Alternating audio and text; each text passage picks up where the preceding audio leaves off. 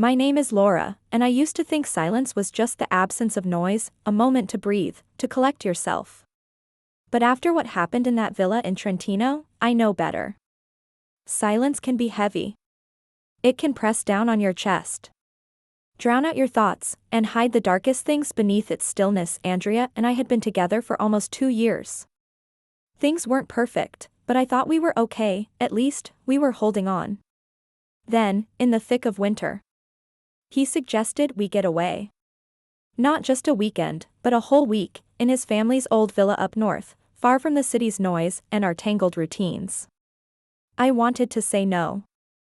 I wanted to stay where things were comfortable, predictable. But I also wanted to believe in us. So I said yes. The drive was long and winding, the GPS struggling to keep up with the small mountain roads swallowed by snow.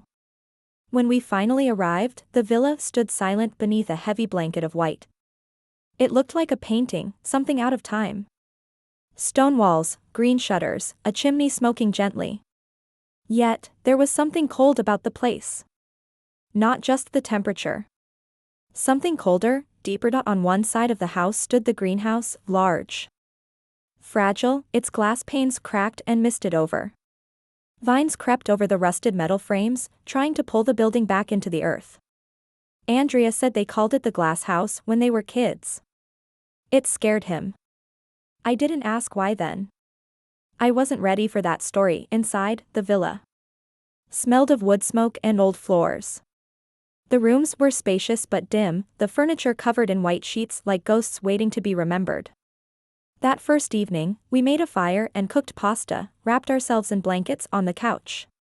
Andrea seemed lighter, almost like a weight had been lifted. For a moment, I allowed myself to hope that this trip was our chance, but then, after dinner, Andrea's tone shifted. "There's someone you should know about," he said quietly. "My Aunt Chiara. She was here years ago. Something happened, something no one talks about. She died in the greenhouse." I felt a shiver, but I tried to stay calm. "How?" "Officially, an accident. Unofficially, I don't know. Something dark." His voice barely rose above a whisper. I watched him wrestle with the ghosts no one named out loud. That night, I didn't sleep. I lay awake listening to the house creak and sigh. At some point, I woke and found Andrea gone from the bed. Panic bubbled up, and I searched the house until I saw him through the window, standing barefoot in the snow, staring at the greenhouse. "What are you doing?" I called softly. He turned slowly, eyes unfocused.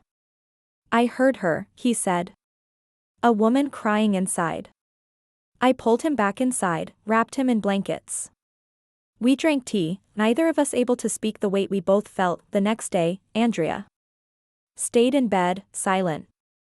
I couldn't. The greenhouse called to me. I stepped inside alone. The air was cold, thick with dust and old leaves. Broken pots littered the cracked floor.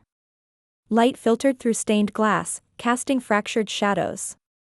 At the back, hidden beneath a tarp, I found a crate filled with yellowed letters, a black and white photo of a young woman with haunted eyes, and a small leather journal. Her name was Chiara. That I sat down and began to read. Her writing was raw and trembling, like she was holding on to sanity by a thread.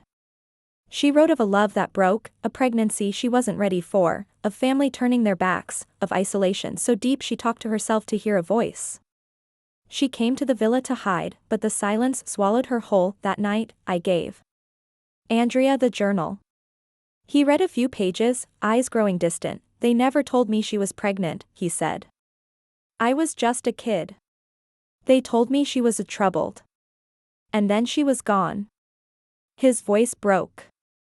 I reached for his hand, and for the first time in months, he didn't pull away yet. We talked through the night, sharing fears and regrets. Andrea confessed he sometimes felt like he was becoming Chiara, that the silence she lived with had infected him.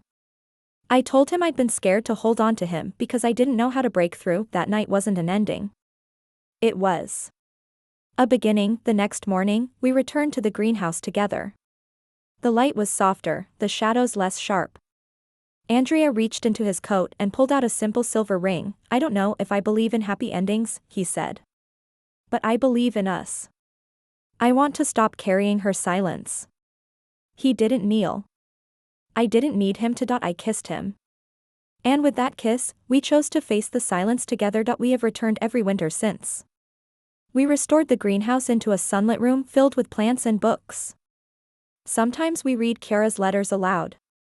Sometimes we sit quietly and listen to the snow. I learned that horror isn't always blood or screams. Sometimes it's silence.